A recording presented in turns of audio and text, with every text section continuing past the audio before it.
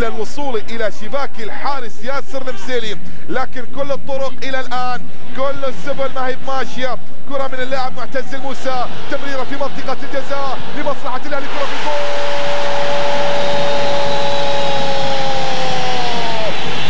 مارسينيو يجد الطريق بعد أن ضل الجزراوي السبيل. هنا مارسينيو يجد السبيل إلى الهدف الثاني ويسجل لمصلحة الراقي، لمصلحة الأهلي، لمصلحة القلعة.